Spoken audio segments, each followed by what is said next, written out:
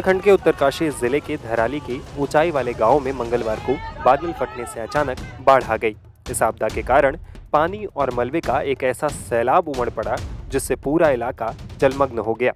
घटना के कई वीडियोस भी सामने आए हैं। इससे अंदाजा लगाया जा सकता है कि ये आपदा कितनी बड़ी है। फिलहाल घटना में 4 लोगों की मौत और 50 से ज्यादा लोगों के लापता होने की जानकारी सामने आई है। हादसे के बाद राहत और बचाव के काम में आर्मी, एसडीआरएफ, आईटीबीपी समेत कई एजेंसियां लगी हुई हैं। इस घटना पर पीएम मोदी का भी बयान सामने आया है। उन्होंने सोशल मीडिया प्लेटफॉर्म एक्स पर एक पोस्ट में लिखा, उत्तरकाशी के धराली में हुई इस त्रासदी से प्रभावित लोगों के प्रति मैं अपनी संवेदना व्यक्त करता हूं।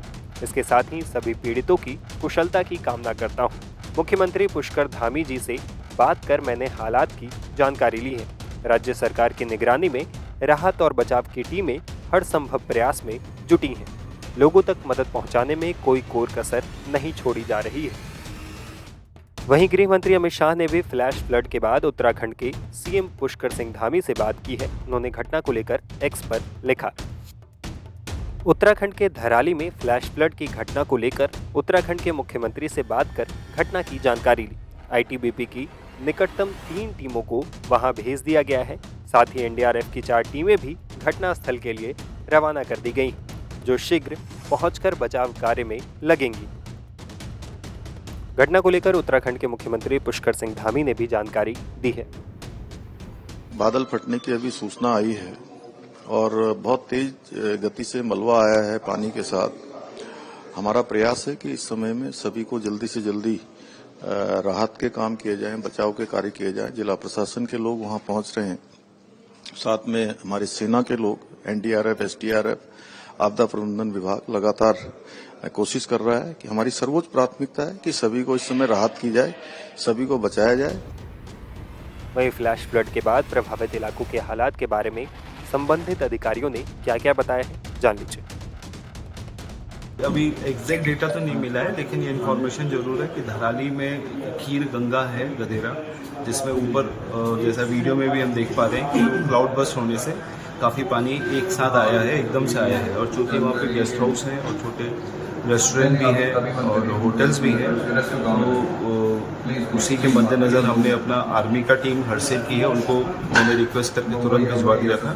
और उनका भी एक अभी मेरे फ़ोन पे अभी नेटवर्क पे मेरे कनेक्टिविटी थोड़ा वीक हो रहा है, वहाँ पे कनेक्ट नहीं हो पा रहा है, लेकिन कुछ एक लॉसेस की सूचना है। तो 4 लोगों का उन्होंने मुझे बताया था कि लॉस का आया है और प्रॉपर्टी का लॉसेस भी है।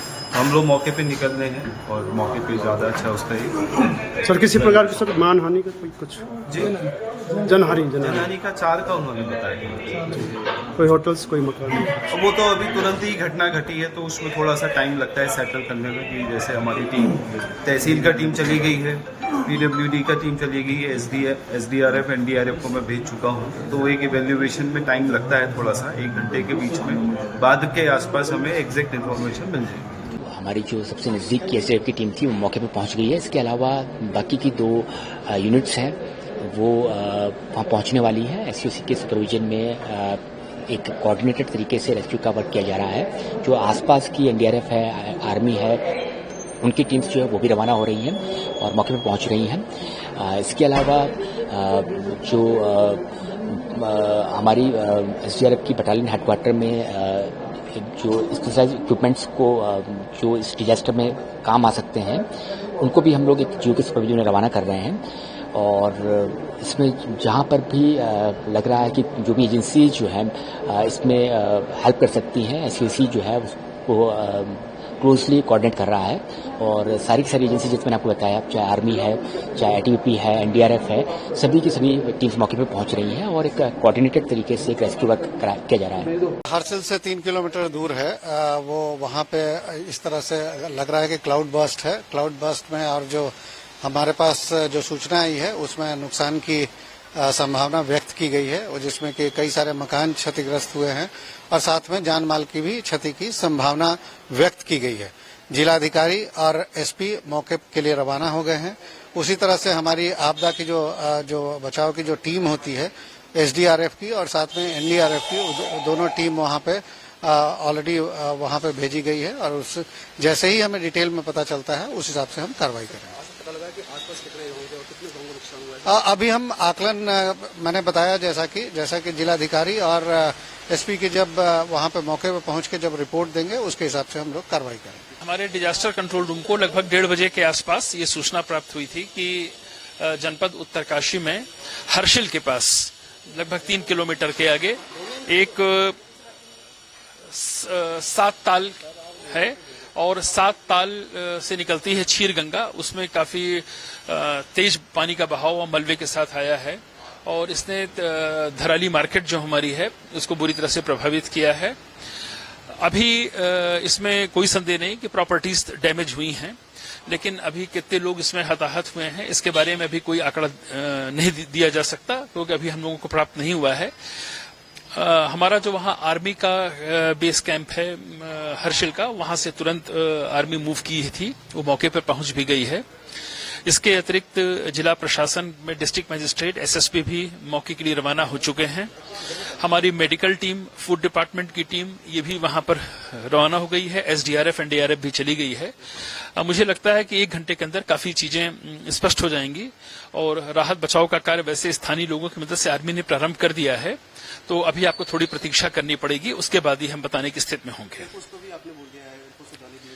जी, ये अभी डिजास्टर में हम लोग यही पहुंचे हैं कंट्रोल रूम में, तो सभी जो कोऑर्डिनेशन है, जो भी राहत और बचाव के लिए आवश्यक चीजें हो सकती हैं, उन सबको उठाने का प्रयास किया जाएगा। ये जो घटना हुई है तकरीबन 2 बजे हर्षिल गांव में, इसके बाद तुरंत जब सूचना मिली तो एनडीआरएफ की 3 टीमों को मनेरा, बटकोट और बरकोट और देहरादून से रवाना किया गया है और वो रास्ते में हैं, जल्दी पहुंचने वाली हैं। और अब कितने मेंबर्स हैं पूरी टीम में जो वहां पे रेस्क्यू ऑपरेशन करेंगे, क्योंकि एचएम ने भी ट्वीट कर दिया है कि एनडीआरएफ को बोला जा चुका है पहुंचने के लिए। जी बिल्कुल, हमारी जो एक टीम है उसमें 35 मेंबर्स होते हैं और पूरी तरह से वो सभी सामान के सामग्री के साथ लैस हैं और ये जो ऑपरेशन होगा बेसिकली ये जब क्लाउड बर्स्ट हुआ है उसके बाद जो फ्लैश फ्लड हुआ है उसमें मलबे में दबे होने के लोगों की संभावना होगी, तो उस नजरिए से टीमों की तैनाती की गई है और सारी सामग्री के साथ वे रवाना किए गए हैं। क्या उम्मीद लग रही, कितने लोग हो सकते हैं, क्योंकि बहुत सारे रिहायशी इलाके थे उसमें जो इसमें फ्लैश फ्लड में आफ्टर क्लाउड बर्स्ट के बाद इंसिडेंट हुआ था? देखिए, इसकी सूचना अभी हमें एसडीएमए के हवाले से स्थानीय प्रशासन से अभी मिली नहीं है, पूरी सूचना अभी जानकारी मुहैया नहीं हुई है। जो इनिशियल रिपोर्ट्स है उसके मुताबिक तकरीबन 40 से 50 घर जो है वो बाधित हुए हैं, बह गए हैं उसमें, और 50 से ज्यादा लोगों को ये मिसिंग बताए जा रहे हैं, कुछ डेड बताए जा रहे हैं।